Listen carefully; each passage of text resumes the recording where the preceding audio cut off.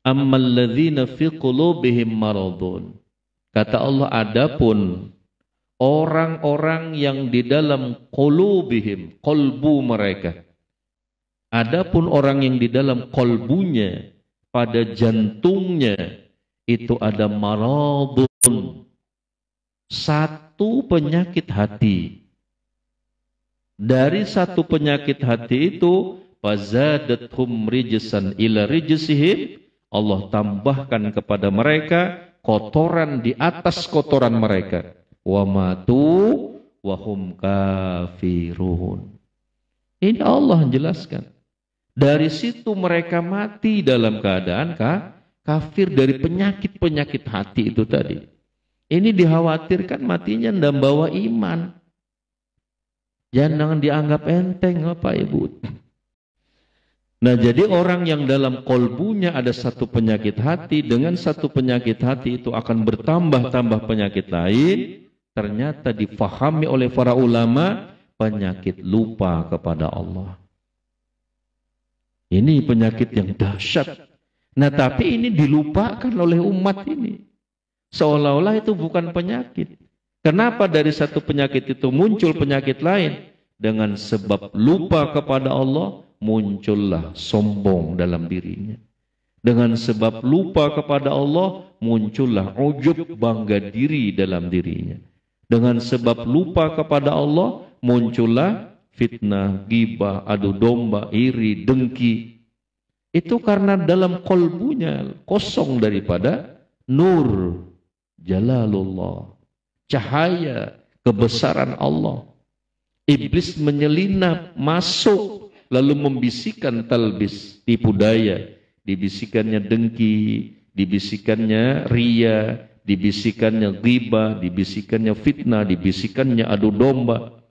Itu semuanya talbis, tipu daya iblis, akibat daripada ghaflah, lupa kepada Allah. Ini penyakit yang dahsyat. Nah, kalau itu penyakit itu terus kita biarkan sampai sakratul maut, bagaimana Pak kalau sekaratnya lupa kepada Allah? Maka Allah jelaskan, wa matu wa hum kafirun. Apa maksudnya? Mati dalam keadaan iman tauhidnya sudah dipalingkan oleh iblis.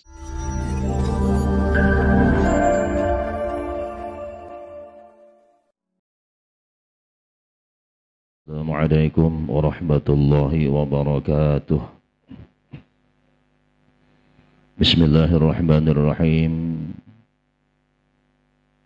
Alhamdulillahi rabbil alamin, wa la udwana illa 'alal zalimin. Wassalatu wassalamu ala habibi rabbil alamin wa syafi'il muznibin, imamil mujahidin, sayyidina wa maulana Muhammadin wa ala alihi wa ashabihi ajma'in at-tahirin. Qala rabbi shrah li sadri wa yassir li amri wa hlul 'uqdatam min lisani yafqahu qawli. Subhanaka la ilma lana illa ma 'allamtana innaka antal alimul hakim. La hawla wa la quwwata illa billahil aliyyil azim. Ilahi anta maqsudi wa ridhaka matlubi. A'tini mahabbataka wa ma'rifataka. Alhamdulillah, lagi dan lagi kita ucapkan puja dan syukur kehadirat Allah Subhanahu wa taala, yang mana pada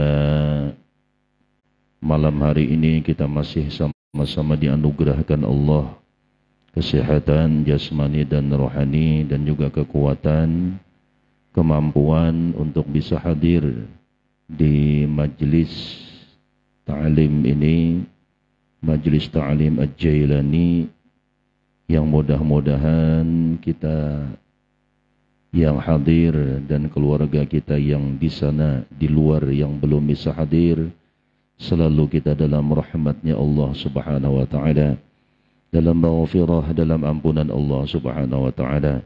Dimudahkan segala urusan kita, disampaikan segala hajat-hajat kita, dikabulkan segala keinginan kita, dan diberikan kepada kita zuriat yang salih dan salihah. Dan mudah-mudahan nantinya sama-sama kita dan mereka semua Allah matikan dalam keadaan husnul khatimah. Sebelumnya yang sangat ulun hormati dan ulun muliakan para alim ulama, guru-guru agama, tokoh agama, tokoh masyarakat, dan juga yang ulun hormati guru kita, Khadimul Majlis Darul Mustafa, guru solihin, yang mudah-mudahan beliau selalu dalam rahmat dan ridhanya Allah Subhanahu wa Ta'ala, dimudahkan segala urusannya, disampaikan segala hajatnya, dan juga yang ulun hormati sahibul majlis Nurul Mustafa Pak Haji Muhammad Rudi Syahrial, yang mudah-mudahan beliau selalu dalam rahmat dan ridhanya Allah Subhanahu wa Ta'ala. Wabil khusus yang ulun hormati sahibul majlis Al-Jailani, Ibunda Hajjah Irnawati, dan seluruh keluarga, anak dan seluruh keluarga yang mudah-mudahan mereka selalu dalam rahmat dan ridhanya Allah, dimudahkan segala urusannya, disampaikan segala hajatnya, dan diberikan kepada beliau zuriat yang saleh dan salihah. Wabil khusus yang ulun hormati akhirna al-kiram, gambaran ulun Ustaz Safrullah yang baru tadi dijemput di Balikpapan. Alhamdulillah bisa hadir, dan langsung malam ini ulun antar lagi ke Balikpapan, langsung berangkat lagi karena ada acara di Kalimantan Tengah. Jadi menyempatkan cuma setumat ini aja, jadi waktunya sangat sempit. Jadi alhamdulillah beliau bisa hadir di majelis kita, yang mudah-mudahan beliau selalu dalam rahmat dan ridhanya Allah, diberikan kesehatan, kekuatan, diberikan kepadanya zuriat yang saleh dan salihah. Dan seluruh hadirin wal hadirat yang tidak bisa ulun sebutkan satu persatu, tetapi tidak mengurangi rasa hormat dan ta'zim untuk sampean semuanya, yang mudah-mudahan kita selalu dalam rahmat dan ridhanya Allah.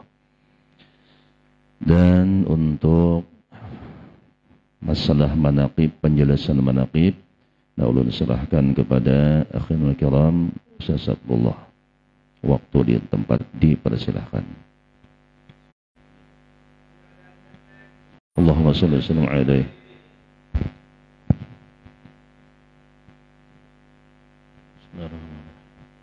Assalamualaikum warahmatullahi wabarakatuh. Bismillahirrahmanirrahim.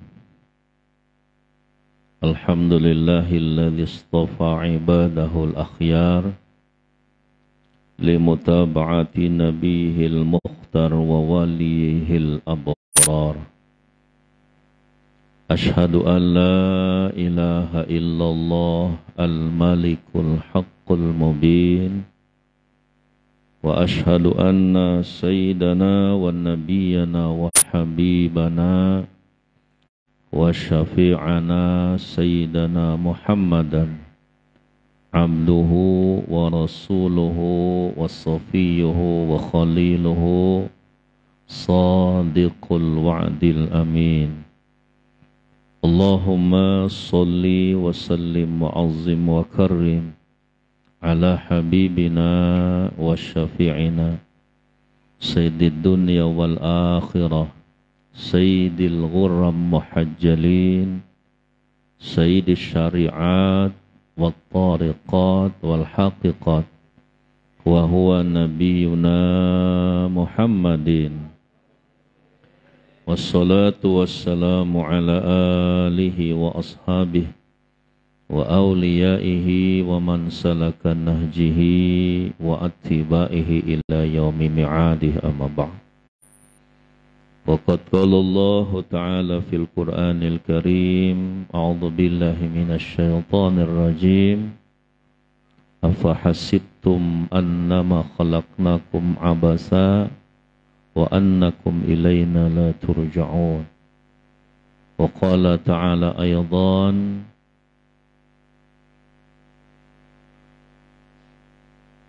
wal asri innal insana lafi khusrin illa alladhina amanu wa amilus salihat wa tawassaw bil haqq وتواصوا بالصبر.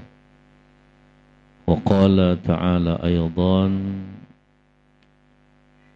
أما الذين في قلوبهم مرض فزادتهم رجسا إلى رجسهم وماتوا وهم كافرون. قال النبي صلى الله عليه وسلم لولا الشياطين يحومون على قلوب بني آدم لنظروا إلى ملكوت السماوات والأرض أو كما قال النبي صلى الله عليه وسلم. وقال أيضا ليس على أهل لا إله إلا الله وحشة في قبورهم ولا في نشورهم. وفي حديث آخر ليس على أهل لا إله إلا الله وحشة عند الموت أو كما قال النبي صلى الله عليه وسلم. Satatang muka Ustaz.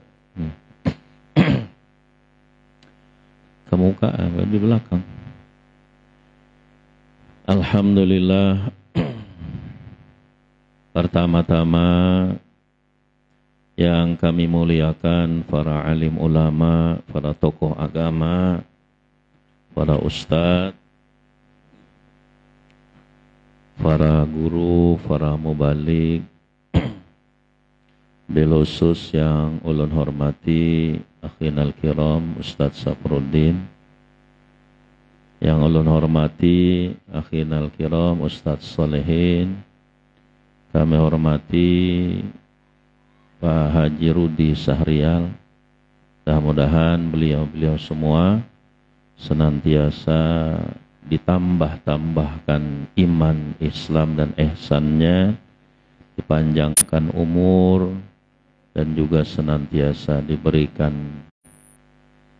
kemampuan untuk menuntun, membimbing para umat, para ikhwan di dalam semakin mendekatkan diri kepada Allah Subhanahu wa taala. Yang ulun hormati pula keluarga besar almarhum Bapak Haji Jelani, kawan kita, dan kita sempat lama bertemu dengan beliau, dan sekarang beliau sudah mendahului kita.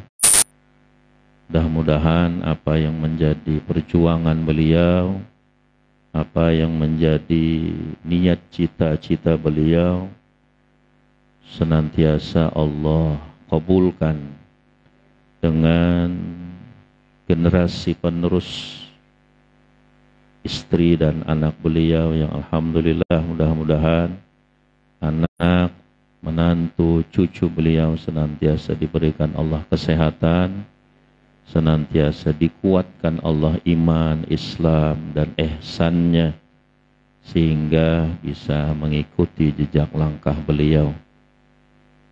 Dan yang ulun hormati semua ikhwan wal akhwat, bapak-bapak, ibu-ibu, para undangan, dan juga mohon maaf yang kami hormati Ketua LDTKN Pondok Pesantren Suryalaya Tasikmalaya atau yang mewakili, dan Ustadz Tatang sebagai wakil Ketua LDTKN, Ustadz Sabrudin Ketua Lembaga Dakwah, dan semua hadirin wal hadirat, bapak-bapak, ibu-ibu yang dirahmati Allah. Alhamdulillah, mari kita panjatkan puji syukur kehadirat Allah Subhanahu wa taala. Pada malam hari ini kita bersama-sama masih diberikan Allah kesehatan, kesempatan untuk bisa bersama-sama menghirup udara segar dalam kehidupan dunia ini, dalam arti bahwa Allah masih memberikan kita nikmat umur, karena umur inilah modal kita semua.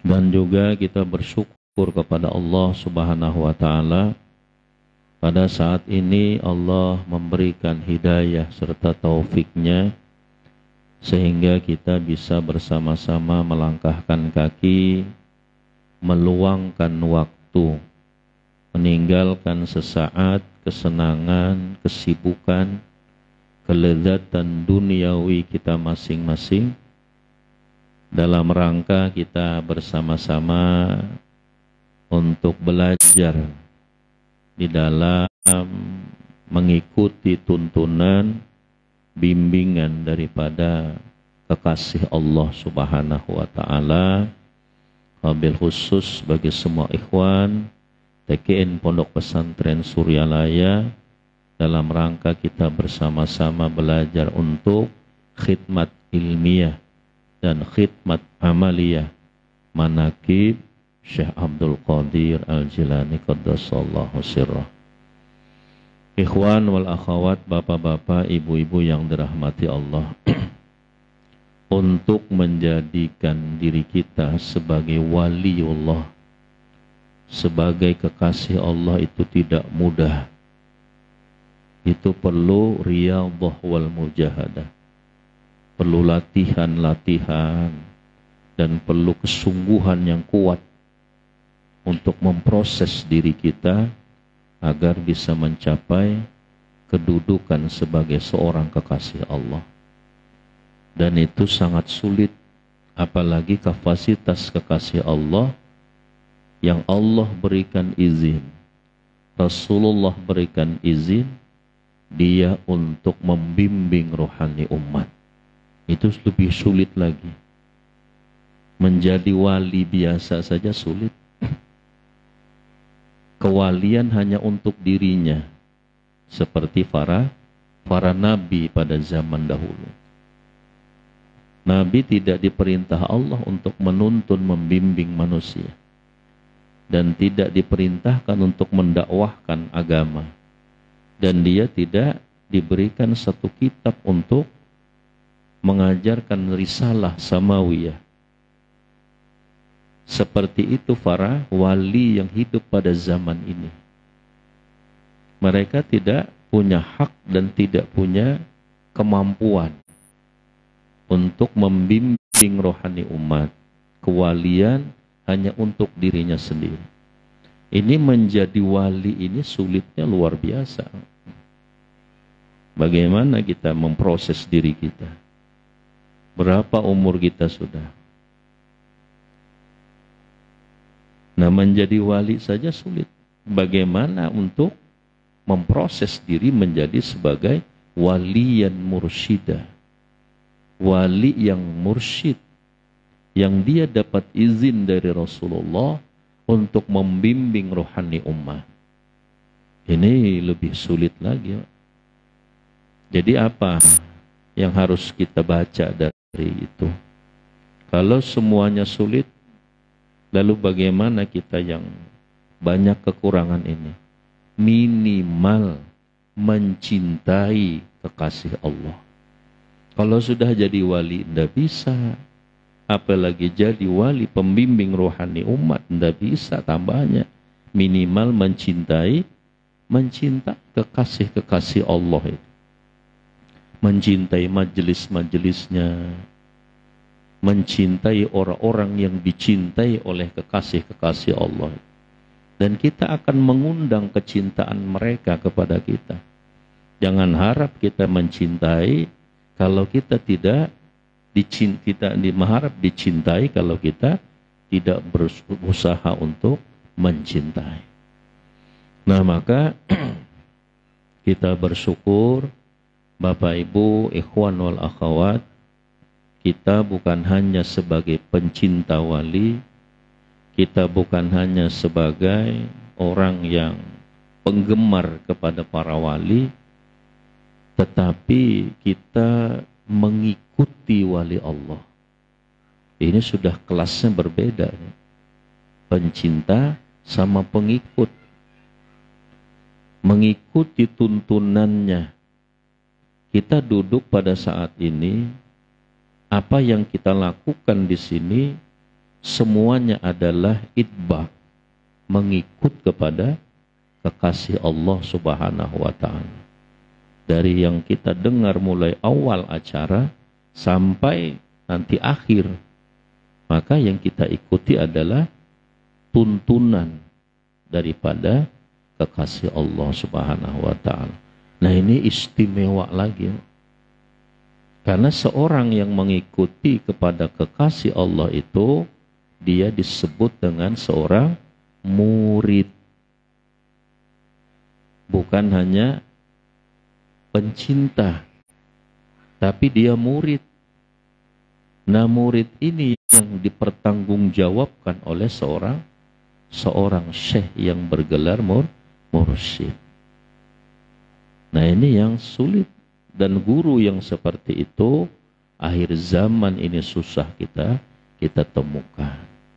Dan dia bertanggung jawab kepada muridnya, bukan hanya di dunia, tapi ketika di dalam kubur, ketika nanti di padang mahsyar, itu dia terus mengawal para muridnya.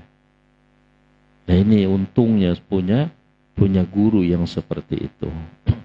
Nah, ini anugerah Bapak Ibu.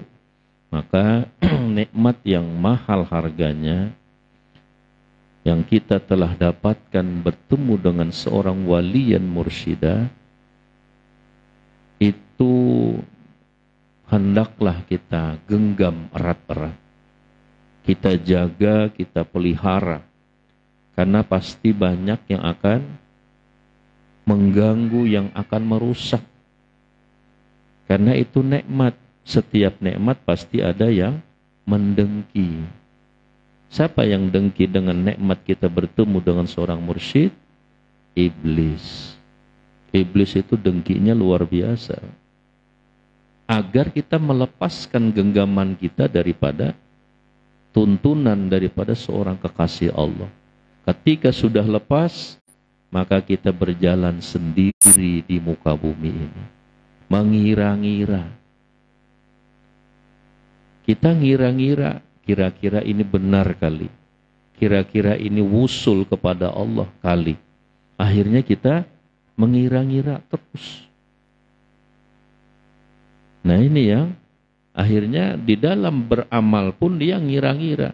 Mungkin dengan baca ini bisa seperti ini. Mungkin baca ini bisa seperti ini. Amalkan sebulan, 2 bulan, setahun, 2 tahun. Akhirnya bongkar pasang. Ketemu dalil yang lebih mantap lagi, berhenti ngamalkan. Ada penceramah dari luar, ini sudah diamalkan 4-5 tahun. Ada penceramah yang lebih mantap lagi, berhenti lagi, ganti lagi amalan itu. Jadi akhirnya bongkar pasang, bongkar. Nah, kalau para mursyid yang memberikan tarbiyah, tuntunan itu dia tahu ujung dari perjalanan amalan yang telah ditanamkannya kepada para muridnya. Nah, kalau kita ngira-ngira, kira-kira sampai kali ini. Nah, ini akhirnya meraba-raba. Maka ini seperti orang yang buta, ngira-ngira. Jadi selamanya kita ngira-ngira terus. Nah, maka lebih dengan kekasih Allah yang telah dapat izin dari Rasulullah membimbing rohani ummah. Dan untung orang yang punya mursyid itu sangat mudah. Kalau ada yang mengatakan sulit, di mana sulitnya? Orang yang punya syekh yang mursyid, dia hanya tinggal mengikuti. Kalau dia seorang syekh yang mursyid pembimbing rohani, apapun yang diperintahkan kepada murid, ketika murid itu sungguh-sungguh mengamalkan, dia akan mencapai apa yang diharapkan. Walaupun hanya bismillah. Kata syekh itu, kamu amalkan saja bismillah ini. 10.000 sehari. Cuma bismillah aja. Ini akan menjadi waliullah. Dia akan diproses dengan amalan itu, munajat syekhnya kepada Allah. Kalau kita munajatnya malam munajat apa tidur? Banyak tidurnya daripada munajatnya. Apalagi ini musim bola ini. Rame nonton bareng ini. Di mana munajatnya? Kita cuma sami'na wa ata'na ya syekh. Saya taat dan saya dengari apa yang menjadi tuntunanmu ya syekh. Tapi yang bekerja ini bukan kita. Syekh ini yang munajat kepada Allah sebagai khaddamul khadamul qaum, pelayan satu kaum. Makanya khadamul sayyidul qaum khadimuhum. Pemimpin satu kaum, dia pelayan kaum itu. Siapa itu? Saya waktu bahsul masail di Jawa, di Kediri di Jawa Timur, saya Pondok Peloso Mojo di Jawa Timur, itu ketika membahas sayyidul qaum khadimuhum, pemimpin satu kaum, dia pelayan kaum itu. Saya tidak paham siapa yang disebut pemimpin satu kaum. Apa dia bupati, gubernur? Ternyata prakteknya bukan melayani, dilayani. Lalu siapa? Ternyata yang dimaksud di situ ditafsirkan oleh para ulama itu ahli fikih. Apalagi para sufi ahli tasawuf. Ahli fikih pun mentafsirkan pemimpin satu kaum ay mursyid. Syekhul mursyid. Seorang guru yang bergelar mursyid, dia adalah pelayan para muridnya. Dia yang munajat kepada Allah. Bukan mursyid ini tidak mudah, bukan banyak tidur. Muridnya tidur semua malam, dia munajat kepada Allah. Ya Allah, jadikan murid-muridku orang saleh. Ya Allah, bawa mereka agar wusul kepadamu ya Allah. Kalau yang meminta ini wali Allah, kira-kira Allah menolak enggak? Kalau kita banyak salahnya, banyak salahnya dari segala sisi. Nah, kalau kekasih Allah, dia meminta kepada Allah. Kalau tidak murid itu mendapatkan ma'rifat ketika di dunia, dia akan mendapatkan ma'rifat ketika sakratul mautnya.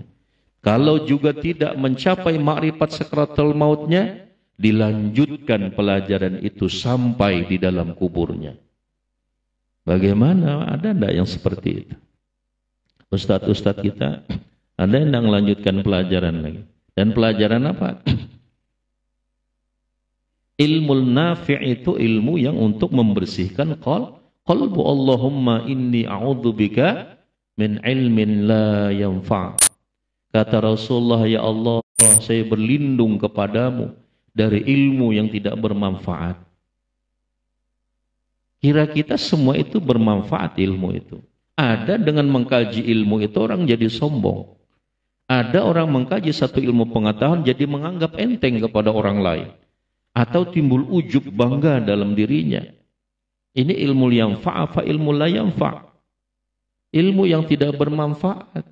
Bukan menjadi baik, dia mempelajarinya malah menjadi rusak. Ilmu apa? Ilmu yang fa'. Imam Ghazali menjelaskan ilmu di dalam membaguskan kolbu kalian. Ini ilmu yang sangat bermanfaat. Kalau kita mau mati nanti ditanya enggak? Yang macam-macam. Tidak ada pertanyaan terkecuali hanya agar kita mau sekarat itu apa yang kita ingat? Kecuali hanya mengingat kepada Allah. Kecuali zikrullah. Ini ilmu yang sangat bermanfaat. Bukan yang lain, tidak kan?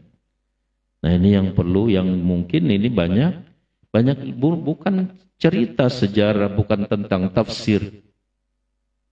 Tapi bagaimana ketika kita menghadapi sakratul maut, bagaimana kita membersihkan sifat mazmumah yang tercela dalam diri ini. Nah ini ilmu yanfa', ilmu yang bermanfaat. Nah maka Bapak Ibu yang dirahmati Allah, jadi bersyukurnya orang yang telah mendapat bimbingan, tapi sekali lagi nikmat itu pasti ada yang mendengki. Iblis tidak suka, Pak. Iblis tidak suka orang berzikir itu. Kenapa? Karena zikir yang sudah digurukan secara khusus, zikir itu tidak lagi hanya zikrul fadilah. Dia bukan hanya menghasilkan pahala, tapi zikir ini sudah berubah menjadi saiful muridin. jadi pedang. Kalau dulu hanya untuk pahala. Kalau pahala iblis tidak masalah. Silahkan aja kamu bikin pahala. Senggol sedikit, habis pahalanya. Disenggol sedikit aja oleh iblis. Tapi ketika Saiful Muridin itu jadi pedang, iblis pasti marah. Siapa yang udah marah kena bacok? La ilaha illallah. Itu langsung itu dari lisan kita keluar pedang. La ilaha illallah. Seberapa jauh suara itu, sampai sejauh itu iblis lari. Siapa berani nunggu dibacok?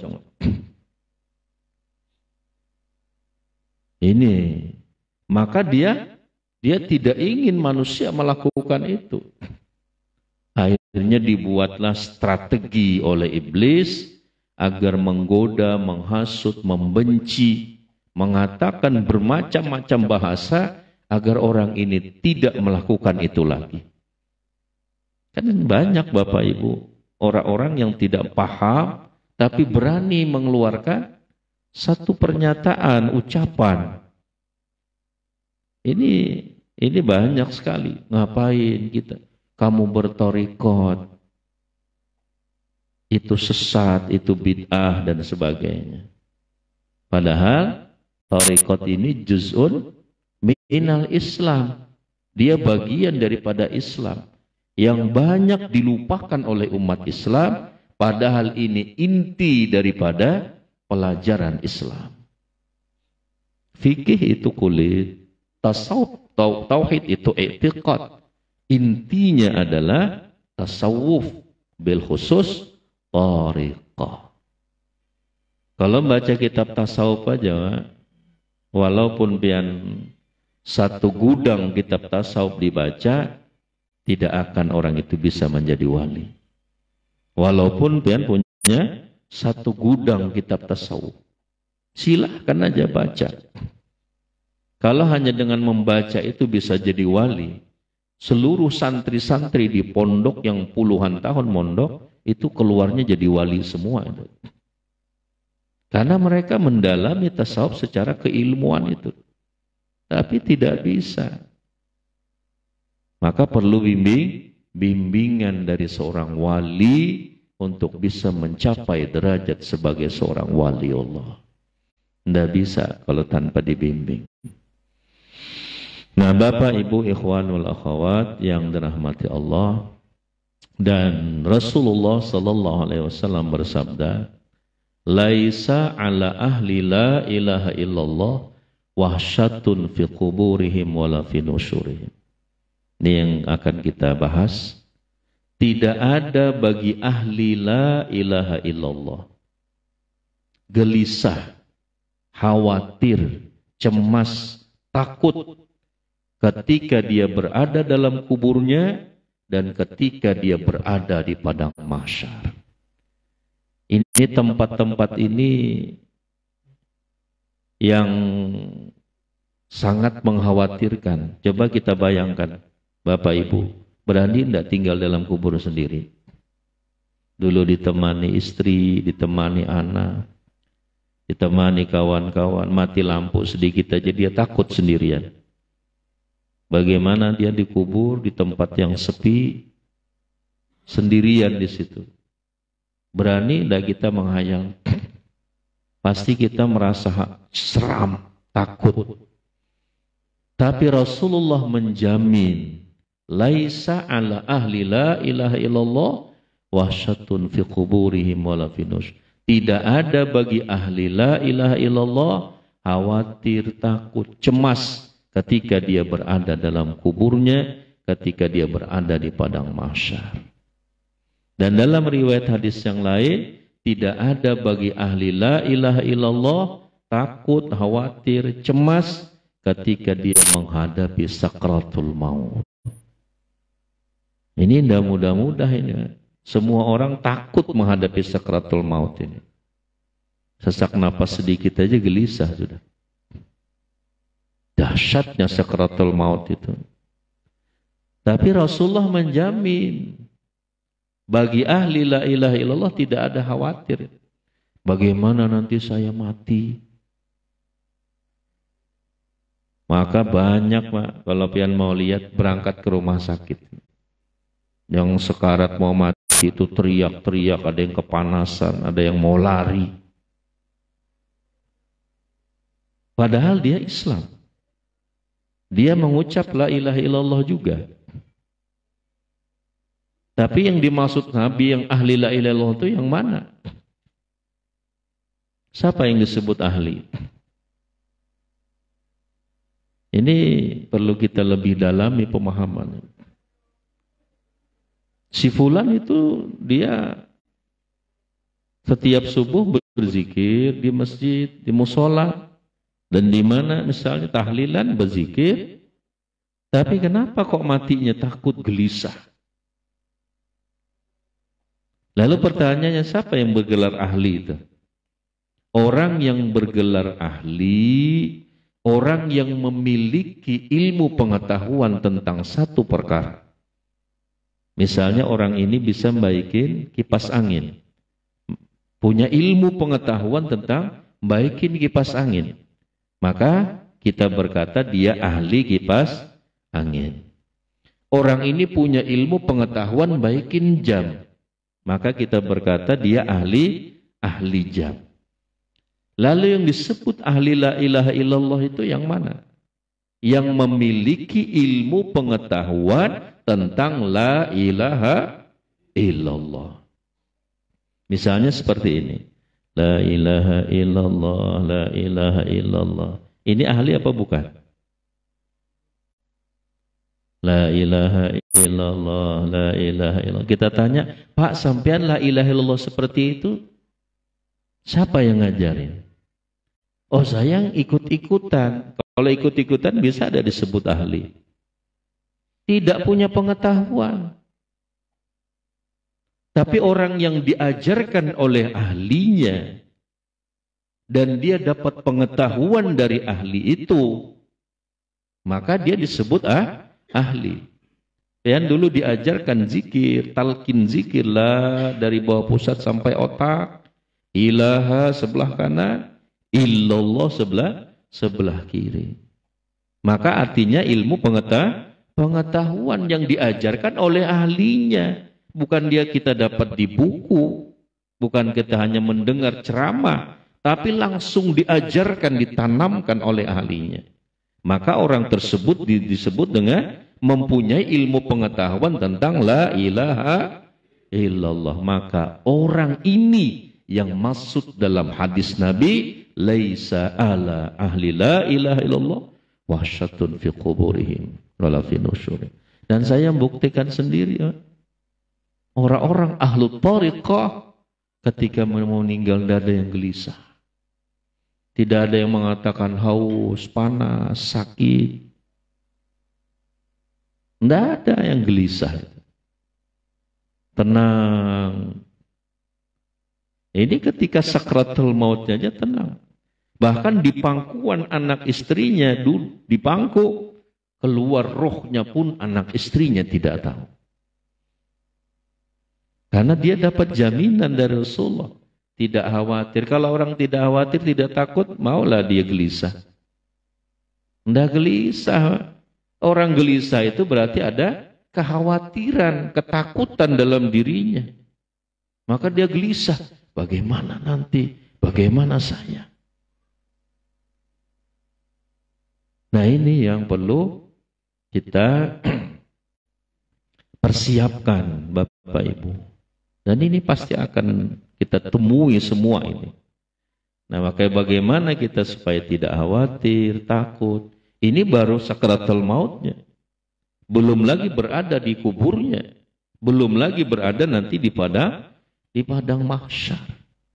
Dahsyat, Pak. Sakratul maut dahsyat. Kuburan itu dahsyat. Padang mahsyar itu dahsyat. Nah, mudah-mudahan kuburan ini kita belum pernah nempati semua. Padang mahsyar itu belum pernah tahu semua. Kalau tempat-tempat yang belum pernah tahu kita baru akan mau ke sana. pasti semua orang akan khawatir. Dan informasinya itu tempat-tempat yang sangat dahsyat. Tambahnya lagi kita dengar berita seperti itu, tambah takut lagi. Tapi bagi ahli la ilaha illallah, Allah Rasulullah menjamin tidak ada matinya, tenang. Nah, ini yang kita persiapkan, Bapak Ibu yang dirahmati Allah. Itulah jaminan Rasulullah, itulah berita gembira dari Rasulullah sallallahu alaihi wasallam. Nah, Bapak Ibu hadirin wal hadirat yang dirahmati Allah, dan juga zikir yang sudah diajarkan kepada oleh ahlinya, maka kualitas daripada zikir itu sudah sangat tinggi nilainya. Satu kali la ilaha illallah yang digurukan itu mungkin ribuan, puluhan ribu kali la ilaha illallah yang tidak digurukan. Sebagaimana firman Allah, hal yastawil alim wal jahil. Samakah orang yang punya satu ilmu pengetahuan dengan yang tidak memiliki ilmu pengetahuan? Si fulan berzikir dengan ada ilmu pengetahuan yang diajarkan oleh ahlinya. Yang ini dia tidak punya ilmu pengetahuan, asal sebut. Bahasa sekarang apa singkatannya? Asbut. Asal sebut saja. Ini nilainya sudah beda. Yang ini tadi 1 kali, yang ini mungkin 10.000 kali. Apa Anda benci iblis dengan orang seperti itu? Samakah gelap dengan terang? Hal yastawil zulumatu wan nur. Kata Allah, samakah gelap dengan terang? Silahkan kita buktikan. Ketika gelap, kita melihat semua apa yang di sekeliling kita. Kita bisa lari cepat dari tempat yang di situ terang. Tapi ketika gelap, apa yang bisa kita lihat? Mau lari kemana kita? Lari cepat tambah bahaya lagi. Ngeraba-ngeraba aja bisa kena tembok. Bagaimana lagi kita? Nah, ini perbedaannya sangat jauh. Nah, maka hanya kita mendapat satu diajarkan secara khusus, sudah kualitas dan manfaatnya sungguh berbeda. Dan kita dapat bimbingan, tuntunan dari orang yang dapat izin dari Rasulullah membimbing umat. Nah, ini mengikuti wali seperti ini langka ini. Maka manusia seperti itu disebutkan di dalam kitab Aqidatun Najin, khiyaru khalqillah. Allah memiliki hamba-hambanya yang terbaik. Siapa urutan hamba Allah yang terbaik? Yang pertama para rasul. Rasul tidak ada lagi sudah. Urutan yang kedua para nabi. Baru para ulama-ulama yang soleh. Termasuk di dalamnya para wali-wali yang mursyid. Itu khiyaru khalqillah. Nah, di antara wali Allah, siapa yang bagus kita temani? Karena wali tadi ada kewalian untuk dirinya sendiri, ada kewalian dengan itu dia mampu membimbing orang untuk menjadi wali seperti dia. Nah, kata para ulama, yang sangat bagus kamu temani wali yang mursyid. Ini khiyaru khalqillah, hamba-hamba.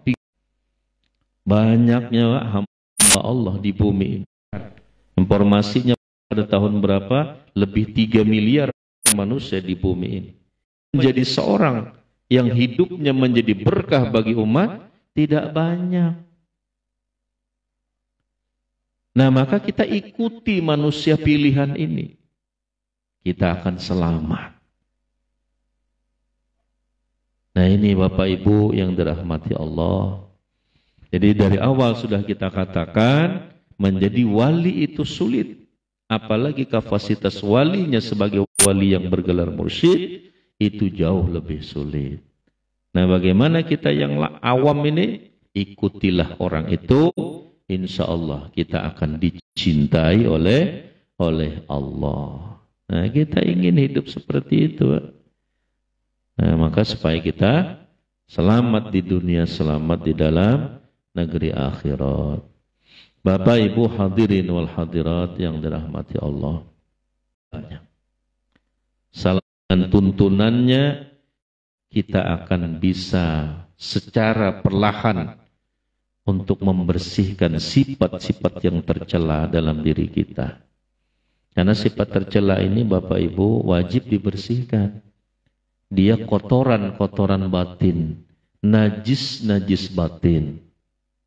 Ini wajib kita bersihkan. Seperti membersihkan najis-najis zahir. Nah, ini yang perlu kita lebih dalami pemahamannya. Lalu membersihkan najis batin itu pakai apa? Bagaimana caranya? Apa alat untuk membersihkannya? Kan jarang kita fahami. Jarang kita kaji lebih khusus. Lalu siapa yang mampu membimbing aku untuk mampu membersihkannya? Karena sulit. Kalau membersihkan najis zahir mudah.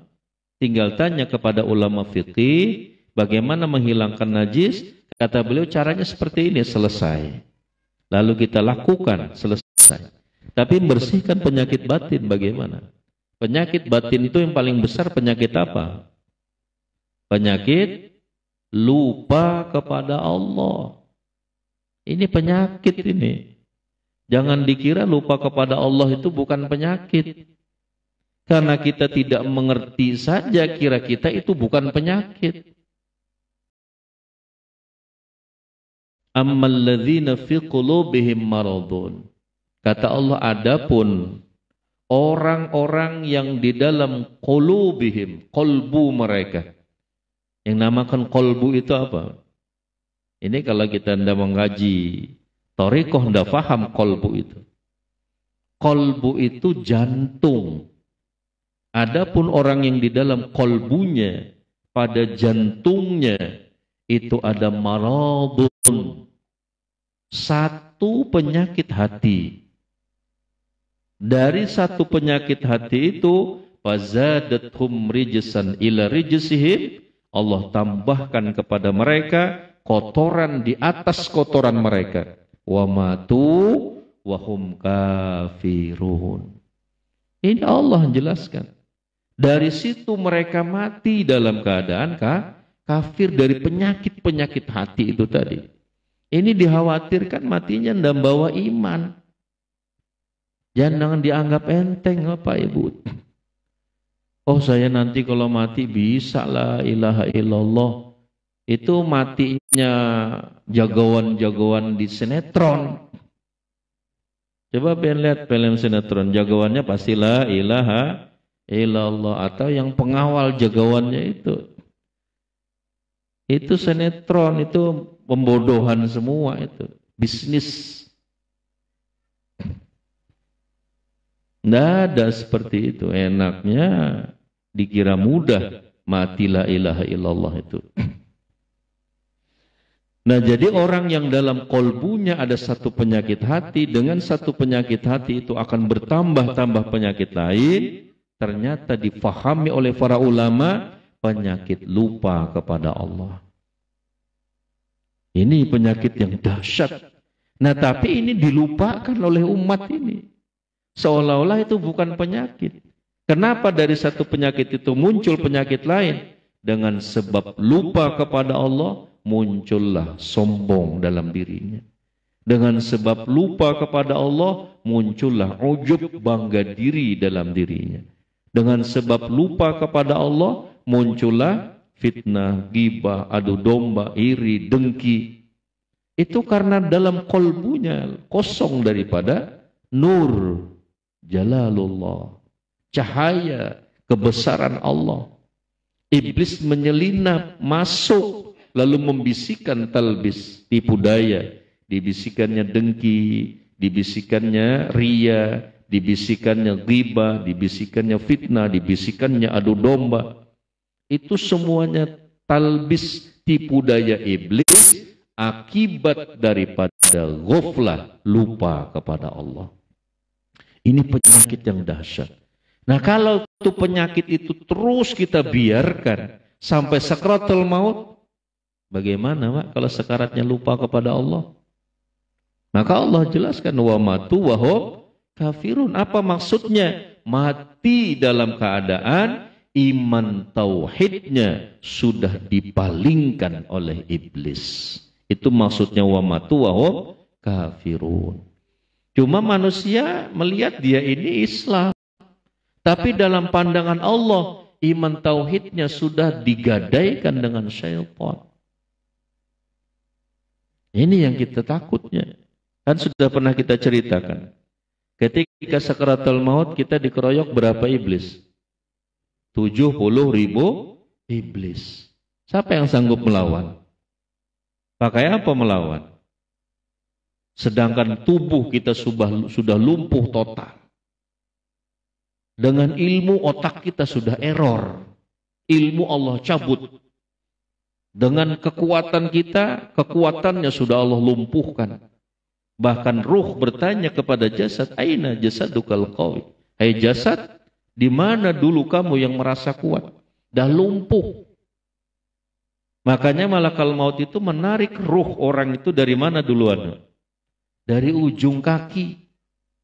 Ditarik sampai, ada yang mengatakan sampai lutut, ada yang mengatakan sampai pusat. Kalau ditarik duluan dari tangan, mau ditarik kuat kakinya masih lari dia. Maka dilumpuhkan dulu kakinya. Ruhnya sudah dihilang di situ, tidak punya energi lagi. Lalu kalau sudah lumpuh mau lari bagaimana? Biar ada setan, ada apapun tinggal pasrah. 70.000 iblis ini menjelma menyerupai sesuatu yang sangat menyeramkan. Dia ngelihat, kita enggak ngelihat. Coba kita ngelihat, yang ngelayat lari duluan. Tinggalan yang lumpuh tadi, tinggal roh di pusatnya aja. Dia ngelihat sesuatu yang sangat menyeramkan. Dalam kitab Aqidatun Najin, iblis itu menjelma sesuatu yang sangat menyeramkan. Orang itu ditakuti dengan sesuatu yang menyeramkan itu sudah mampu merusak akalnya. Silahkan pian buktikan. Anak pian takuti aja terus. Itu langsung idiot. Takuti aja terus. Coba pian awas. Gelap-gelap ada hantu, ada hantu. Itu lama-lama bisa rusak otak anak kita. Bagaimana melihat, dia ngelihat di hadapan matanya sesuatu yang sangat menyeramkan. Dulu dia takut dengan makhluk seperti itu dalam dunia.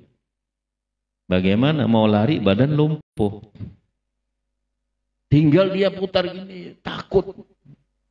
Mau ngomong udah bisa. Tapi kelihatan dari gelisahnya, itu dia mau lari. Orang yang sekarang putar sana, putar sini, itu dia mau lari, melihat sesuatu yang menyeram. Itu sudah mampu menghilangkan akalnya, merusak akalnya. Kalau sudah akalnya rusak, bisa tidak mengingat ilmu pengetahuan dulu yang dia pelajari? Tidak bisa lagi. Dengan itu bisa tidak dia mengucap la ilaha illallah? Tambahnya lagi. Ini yang kita khawatirkan. Kalau itu tidak mempan digoda dengan seperti itu, maka kata Nabi tadi bagi ahli illallah tidak merasa khawatir itu. Dia kuat kepada Allah, tidak ada yang nolong kepada kecuali Allah. Ini tidak bisa memberi mudarat manfaat kepada kecuali dengan izin Allah. Karena itu sudah menjadi makanan rohnya, amalannya, iman tauhid yang terproses dalam dirinya. Nah ini Bapak Ibu, menjelma lagi menyerupai sesuatu yang sangat dicintainya. Menjelma menyerupai ayah dan ibunya, Siapa yang sanggup melawan ini? Menyerupai ibu kita, menyerupai orang-orang yang kita cintai. Dia berkata, hai fulan bin fulan, hai anakku, katakanlah la ilaha, tidak ada Tuhan. Cukup sampai situ.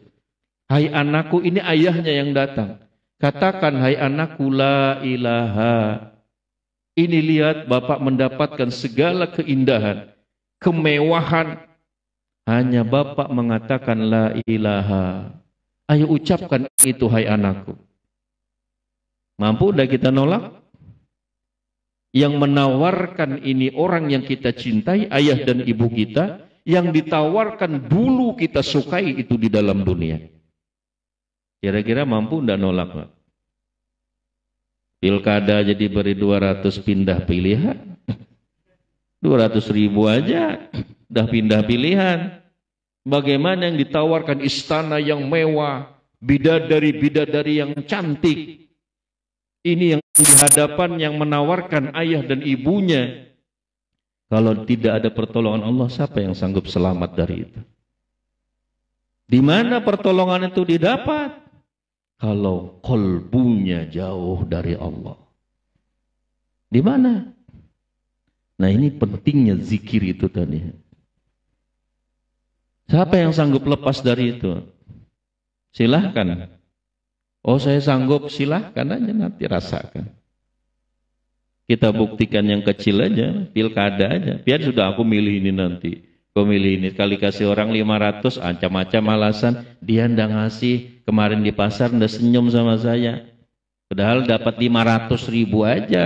Sudah berpindah keyakinannya. Bagaimana pihak istana yang mewah, dilengkapi dengan bidadari-bidadari yang cantik. Apalagi bapak-bapak, siapa yang tidak mau? Nah, ini bapak ibu yang dirahmati Allah. Tanpa pertolongan Allah, tidak ada yang mampu selamat dari itu. Nah, maka tadi wamatu wahum kafirun. Ini yang Allah jelaskan. Nah, penyakit kolbu, penyakit hati yang dahsyat, lupa kepada Allah. Lupa di dunia bisa tumbul ujub. Lupa di dunia bisa muncul sombong. Fazadathum rijsan ila rijsimnya itu. Dari satu penyakit itu muncul penyakit-penyakit yang lain. Penyakit yang lain itu cuma akibat. Asbabnya ghaflah ilallah. Kalau orang ingat kepada Allah, Allah yang membimbing, Allah yang menuntun, Allah yang menjaga. Lupa kepada Allah, iblis menyelinap masuk ke dalam kolbunya, membisikkan talbis tipu daya. Siapapun dia, mau disebut kiai, mau disebut guru, mau disebut ustadz, kalau lupa kepada Allah, iblis masuk. Biar dia hafal 1000 kitab. Apa iblis tidak bisa baca kitab? Jangan dianggap enteng iblis. Kalau Allah mengatakan musuh besar, jangan anggap enteng. Salah besar itu. Berarti dia hebat. Yang maha hebat pun mengatakan musuh besar. Kalau kita aja mengatakan musuh besar, biasa. Kamu siapa? Sampai di mana ilmumu? Kamu mengatakan iblis musuh besar. Orang lain kan anggap biasa aja. Tapi kalau yang maha besar menganggap itu musuh besar manusia, kita menganggap enteng, ini salah besar. Dan buktinya ternyata memang kita anggap enteng iblis ini. Tidak ada yang mampu melawan iblis. Nah, Bapak Ibu yang dirahmati Allah, maka perlulah guru yang membimbing, menuntun kita, walaupun dengan segala kekurangan kita, kita punya guru yang membimbing, menjaga, dan membawa para murid agar bisa wusul kepada Allah. Dialah yang bekerja sebagai Sayyidul Qaum Khadimuhum. Itu saja mungkin yang dapat kami sampaikan. Mudah-mudahan sedikit yang kita ada manfaatnya, dan bagi yang ingin belajar zikir nanti setelah selesai semua acara atau mungkin ada hidangan yang disediakan panitia, insyaallah kita akan ajarkan, karena kami tidak jarang kesini Benlah. Nah, jadi ini kebetulan kita ada urusan di Balikpapan dengan kawan dari Jakarta, ada 2 orang tadi. Nah, maka kita sempatkan, mereka tadi pulang diantar di bandara, kurang lebih hampir maghrib, saya langsung berangkat ke sini tadi. Nah, itu aja yang dapat disampaikan, dan insyaallah malam ini setelah acara, setelah semua selesai, kami langsung balik ke Balikpapan, dan insyaallah besok siang sebelum zuhur, insyaallah sudah kembali ke Kalimantan Tengah, karena subuh besok hari Minggu sekitar jam 8 kita adakan manakib di majelis di pondok kita di Kalimantan Tengah. Nah, jadi itu saja yang dapat disampaikan. Mudah-mudahan ada manfaatnya. Wallahu a'lam bishawab. Wallahu muwaffiq ila aqwamit thoriq. Mudah-mudahan semua kita yang hadir, keluarga besar Bapak Haji Jailani, Ibu siapa ngaran sidin, Bu Hajah? Hajah Irnawati dan anak cucu beliau, keluarga-keluarga beliau, senantiasa Allah berikan kesehatan, kekuatan, iman, Islam, dan ihsannya. Wallahu a'lam bishawab. Wallahu muwaffiq ila aqwamit thoriq. Wassalamualaikum warahmatullahi wabarakatuh.